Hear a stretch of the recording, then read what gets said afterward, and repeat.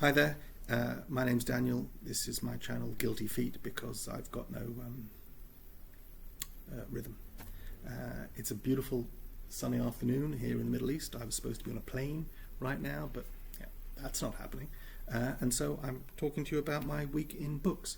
I'll start with, in the spirit of generating some audience participation, I will start with 2 bookish truths and a lie. So 3 statements. 2 of them are true, 1 of them is false, and this is the author signature edition.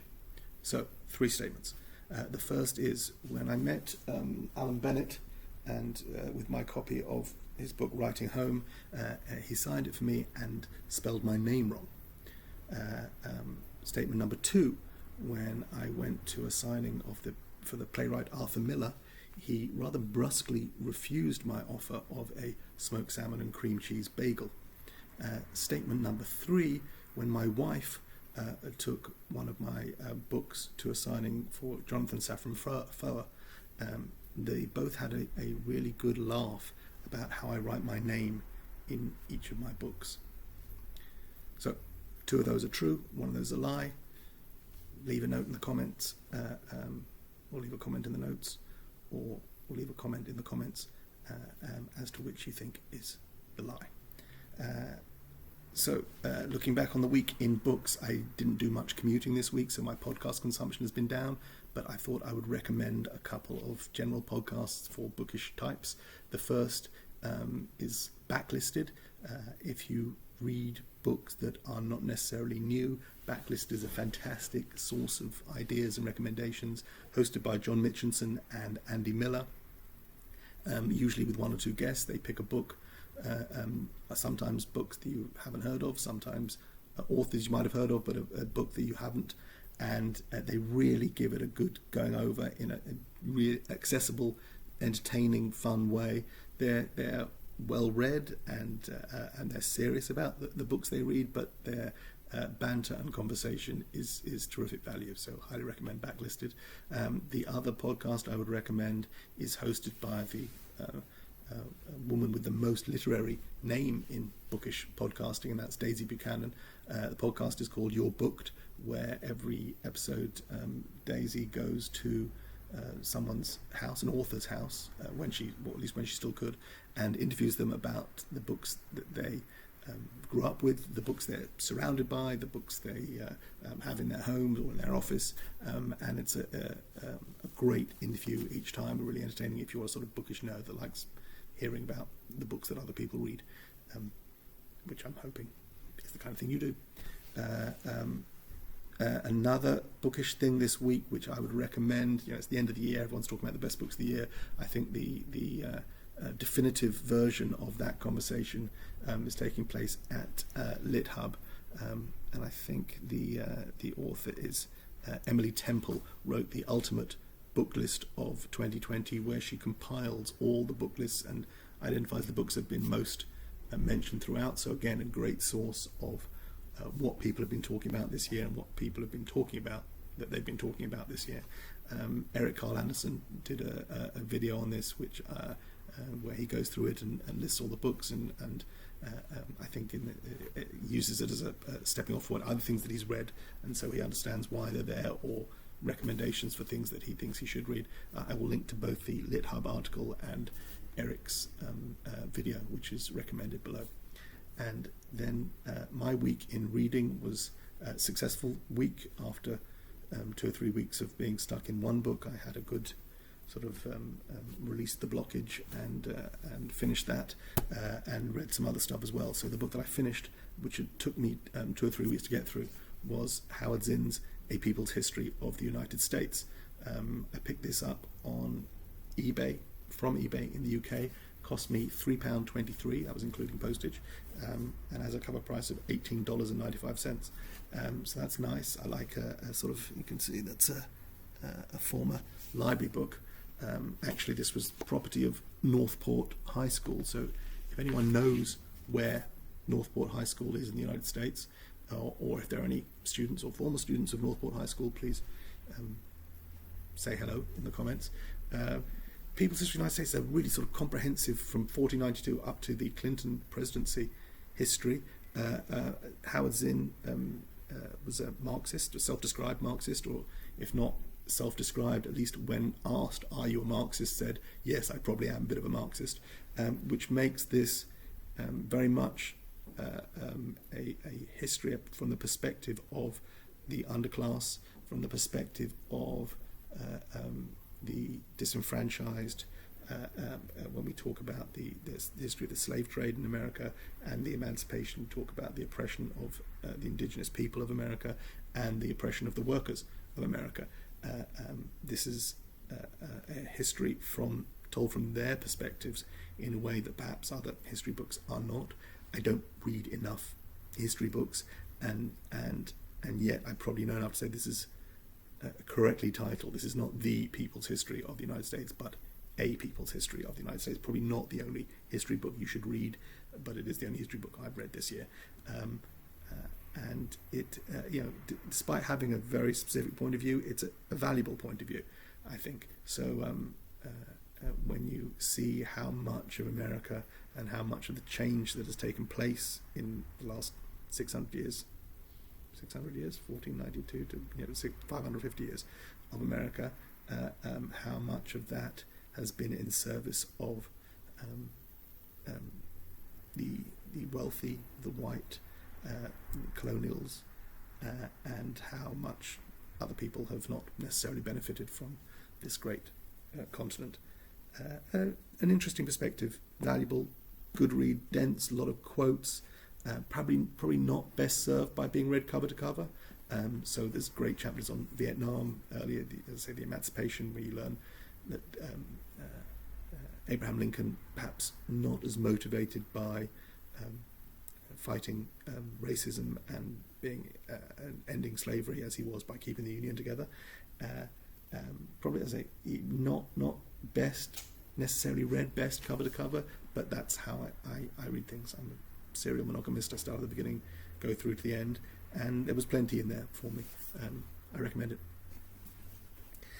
After that, that took me a couple of weeks. So after that, I like to pick up something light, a bit of a palate cleanser.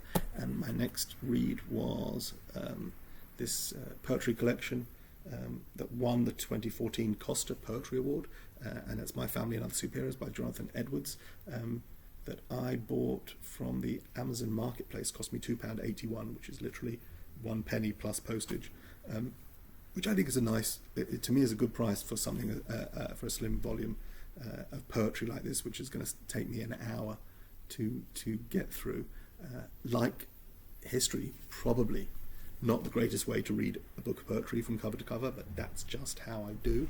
And this was a good collection, front-loaded,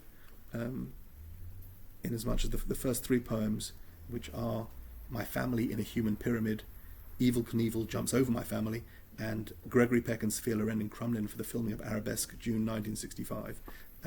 I think they were probably the 3 best poems in it, which is not a bad thing. And you may get a sense from those titles and from the actual title of the collection that what you're getting here is the juxtaposition of pop culture, of something very everyday and easily identifiable, and using that to get at something a little more intimate, often about his family, but also about other deeply human aspects of life in Wales. Yeah, it's very Welsh, and that's, I have no problem with things being Welsh, except that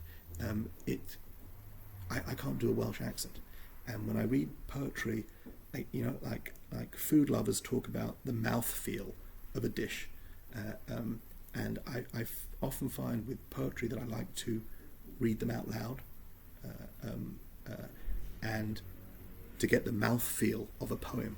And my inability to affect an authentic Welsh accent was a problem for me with this, and I may not have got the full value. There's a poem in here called Raskolnikov in Ebervale, and while I certainly can't do a proper Russian pronunciation of Raskolnikov, I can just about handle Ebervale, and then that's it. I can't do anything else in Welsh. Ebervale may be the most Welsh thing I can say, and then it's lost.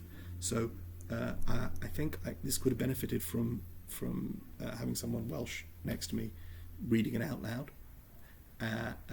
But beyond that, it was still a great collection. I may revisit a couple of those poems, particularly those early ones, and certainly share this with my daughter, who likes poems. After that was Whatever Happened to the Caped Crusader, the deluxe edition, because that's how I roll. And this is written by Neil Gaiman, art by Andy Kubert. This is published by Titan Books rather than DC Comics. So Titan Books is the UK publisher of I think they do both Marvel and DC stuff. I prefer it. Yeah, when I have the choice, I prefer to buy the DC. This is book snobbery. I prefer to buy the DC Comics editions rather than the Titan Books. But these things tend to be hard to find at reasonable prices. I bought this from eBay. It cost me £5.75, which was £2.65 and £3.10 postage. So £5.75, which I think is a fair price, because the cover price here is £18.99, which I'm unlikely to spend on a book this thin. This is actually 2 issues, 2 comic books, 2 sort of normal floppy buying the newsagent's comic books. One was Batman, one was Detective Comics, and the story ran over the two volumes. And plus some other Neil Gaiman bits and pieces, backup stories from other comics that he'd done.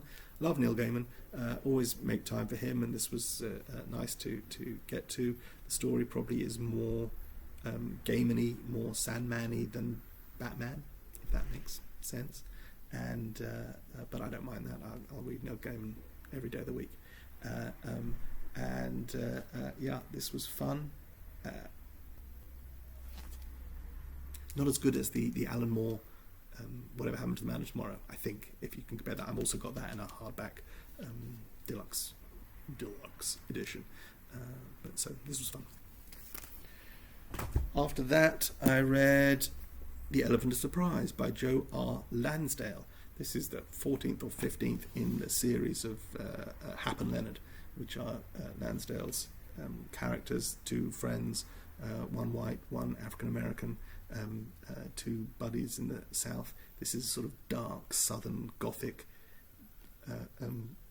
very violent, very lot of nastiness, and just plain rotten human beings.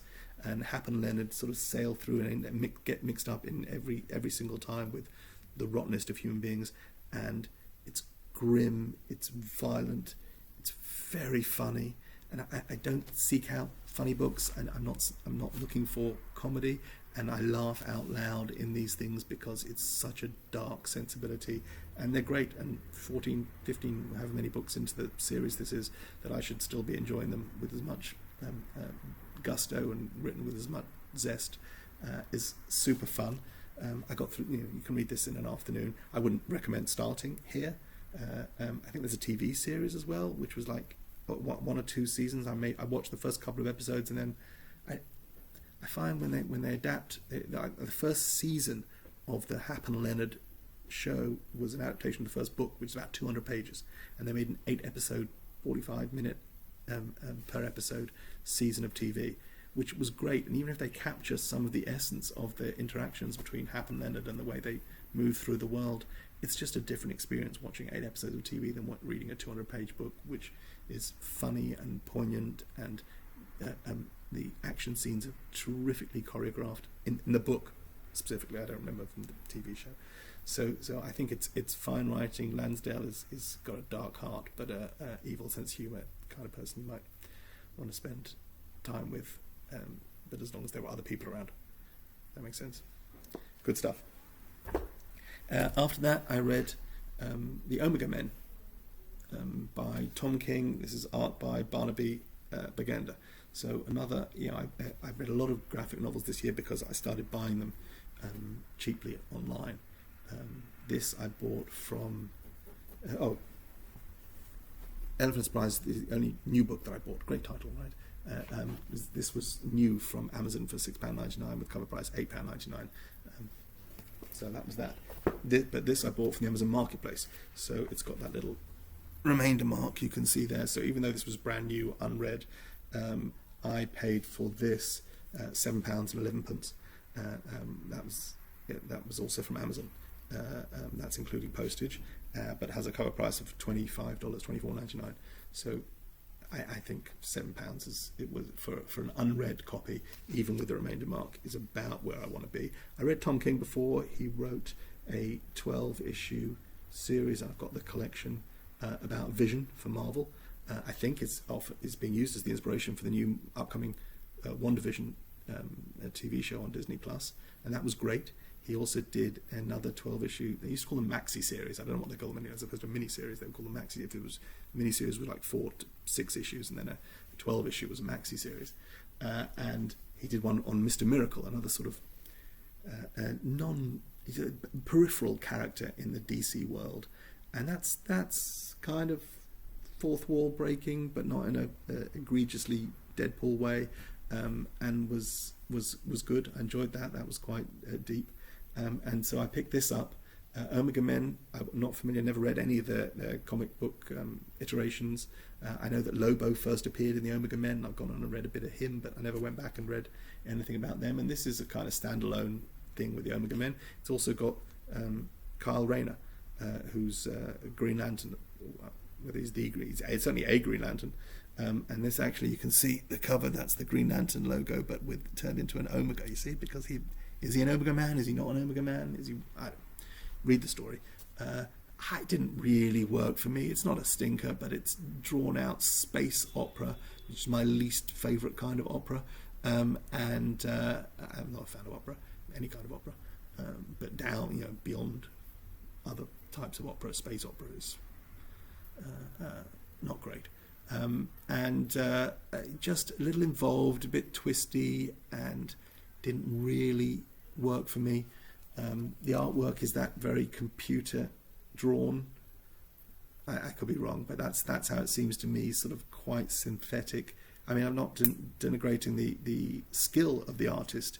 It's more of the way it works for me is not great. I mean, if you look at something, just opened at random, you look at this page here. So the drawing is beautiful, but then the colouring here is very deliberate. So and the commuter has turned these black and white, and you've got this in colour, and yeah, it means something, and I don't really know what, but it just looks a bit those kind of choices, which just seemed a bit facile to me and didn't really work.